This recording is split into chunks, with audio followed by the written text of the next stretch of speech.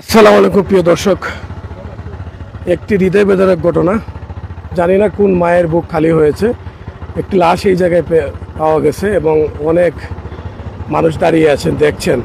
এবং যে লাশটি আমরা দেখছি এই মুহূর্তে, যেখানে জার্মনি দিয়ে উপরে ঢাকা আছে, এরকম দেখা যাচ্ছে দূর থেকে। আমরা পানির জন্য হয়তো কাছে যেতে পারছি না, কিন্তু সর্বোচ্চ শেয়ার করতে পারেন আপনারা পরিচয় পেতে।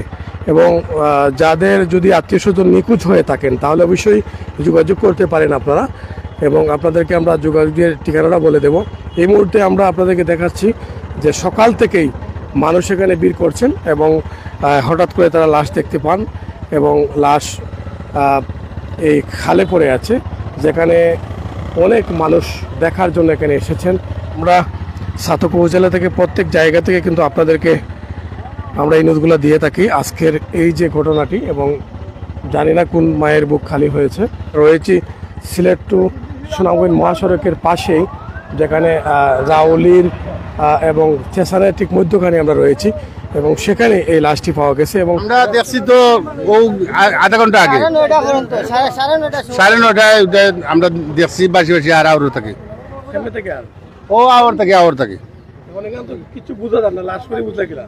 লাস্ট তো অন্য আছিল ও বা থেকে গেছে ক্লিয়ার দেখা আছে সবে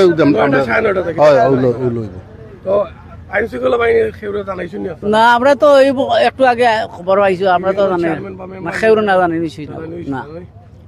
আমরা একটু আগে দেখছি যে ওখানে বাতাসে নিতে আর একবার দেখতে আছে লাশ সবাই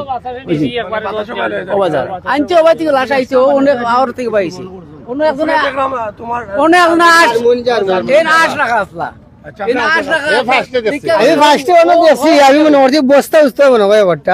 আপনার খান্দাত আইসি না নাই, আমি আবার আসলিয়া গেছি কেউ ভাই ওনে দেখি মানছে খালি মানুষে ঘুমরা ও এ দেখি ওটাও আর কোন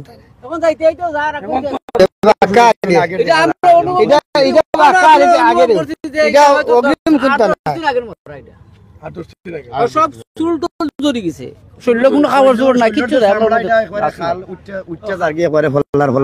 আর ঠেল বাড়া শুনলে বিরোধী যেতে গেছে পানি কি আরো কেমন আছে? পানি তো আরো পানি আওয়ার হওয়ার দোলা সারা আওয়ার অনেক পানি দেখ আঙ্গুল লেগে সঙ্গ আছে। হাত দেখা গেছে না, লাগছে যেমন একটা হাত নাই অন্য আছে কালো দেখা গেছে ফুললে মানে পয়সা মাংস জয়রা যায় এরকম অবস্থা।